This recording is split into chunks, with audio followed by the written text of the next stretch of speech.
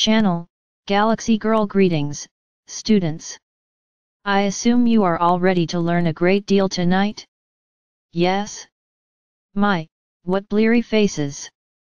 Let us exchange them for bright and eager countenances, yes? For there is much to be excited about and always much more to learn. Life is a journey of discovery, of self-reflection, of expanding knowledge. And that is precisely what this Earth project has been all about, the expansion of awareness. Now, you knew as you were about to dive into these fleshly vehicles that you would forget, and that was quite amenable to you, for you knew that you would have the opportunity to remember, in due time, when the stars aligned with your fate and you were on the path to self-awareness, again. And remember, students, that we always have opportunities for learning in the astral realm in the higher dimensional echelons. But what is interesting, and yes, there are many of you, my students, what is interesting is how this self-discovery is really planetary discovery, and universal discovery. I know that I have said, and I will continue to say, ad nauseam in fact, that we are all one. We are all connected as one Jinner Mouse hive consciousness. The human collective is getting quite smart and self-aware, but what interests me more is the heart smarts, which I do hope you are catching on to the fact that this is the most important intelligence. The intelligence of the heart, of the human and universal hearts, that is what ascension is all about. Discovery of the life inside of the universal heart that beats individuated and yet, as one. My heart is connected to yours. My experiences, although vastly different from yours, are of course connected, as we are individuated fractalized aspects of the same source, which is in fact, frankly, very exciting to me. We are like different facets of a shimmering diamond. We see from the perspective of where we are placed on the diamond, don't we? And yet we are all on the same diamond. We are the stuff of stars, of diamonds, in a carbon shell. Diamonds are compressed, highly compressed carbon, and you know this, my blooming geologists of spiritual natures. Where was I? Merlin is puffing his long wizard's pipe and purple glittery smoke is filling the air. Galaxy Girl, really, you should not let me go off on such tangents. But, I do enjoy them so. I believe we were discussing ascension. Now ascension is much like this purple smoke that I enjoy illustrating with. He is showing me the purple smoke becoming galaxies from the void, sparkling and new. He is showing me various specks of dust from the cloud hopping onto the smoky planets and stars to have an experience, and yet, all of it is the same purple magic smoke. Ah, yes, that is a fine example. And of course, your dragons, your animals, all of the creations that you have within your world would be a part of this. Humanity must learn to see itself as a part of the all so that infighting can stop. It must end. It is time. This has been such a wearying world. I have not embodied since the 12th century. I prefer to teach in the high classrooms, where I have camaraderie with my colleagues of various galactic natures. It is invigorating, to see how alike and yet how different we are. Humanity will be affronted with these facts sooner than later when the galactics show their hands. Ah, you do not like that phrase. Instead, how about show their love for humanity and step into the fray? Yes, that is better. Galaxy Girl, do you have questions? Sometimes, Merlin, in these dense bodies it is hard to feel the love of God. Can you talk about that? About the isolation that light workers feel?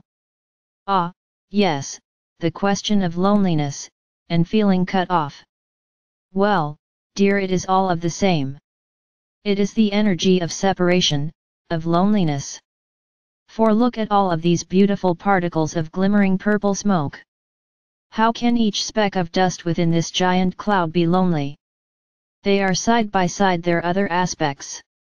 The trick of Earth is that each dust particle, each human, felt a sense of unworthiness, as if they were not worthy to be a part of the whole, a dust particle of God, if you will, and so of course they shun that possibility of truth and close that door, thus creating loneliness and fear.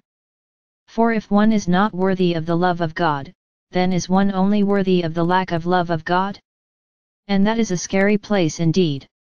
That is in fact what your religious institutions have sprung upon, and force-fed you. Sin and death and separation and lack, dark and fire. Really it is utterly ridiculous. How can the love of God be anything but love? How can God be separated from itself? And yet, that is the grand illusion. And so when one finds within them that they are worthy of love, because they are, and that they are therefore worthy of loving of themselves and loving of their sisters and brothers, then it is a drastically different world experience, is it not? The only separation on this world is the separation of the mind from the heart. The separation of the mind from the heart is a very dangerous place to be. Many worlds and realms have fallen with such division. Yes, students, God, universal source, creator is love. And that is why this project is so tremendously important. Because you are so loved. Because Gaia is so loved. And because we are all aware that we are connected. If you fail, we fail. And so there will be no failing. Now, whether the grand awakening will be right now, or in 5 minutes or 5 years, I don't know. How could I know, as an old professor of dusty books and purple smoke? But I do know God. I am friends with Creator. I have lived long enough that I can say with certainty that you are the gem in the bottom of the sea that is worth pulling out all the stops to go find. And so, Gaia will be found, and all upon her are loved. When you feel this love, really feel it, your world will change.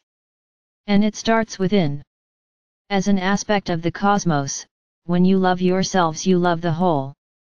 When you love your neighbor, your irritating co-workers, all of it. When you love them, you love the all and you heal the collective bit by bit, kind word by kind word, laugh by laugh. And so for the second part of your question, the loneliness aspect, yes, it is within the mind. The mind is what is lonely, for it is lonely for the wisdom of the heart. The mind is the computer and the heart is the software, programming love into the world around which one lives. Do you see? Good questions. I sense some cynicism in the group at large. You have been through much. But now, dear students, that you are all transmuting and processing much of the unconscious collective, know that when you have waves of coming dread of fear, or of things that you thought you already healed, you probably already did but are healing some for someone else, serving the whole. Plus your psychic abilities are really becoming quite keen, which is also exciting. And so you may be picking up on the emotions of those that surround you at work or home. And you are doing them all a favor when you send those irritating feelings not more irritation but more love. For there is plenty of irritation in this world right now. It is time for more love. More love and more magic.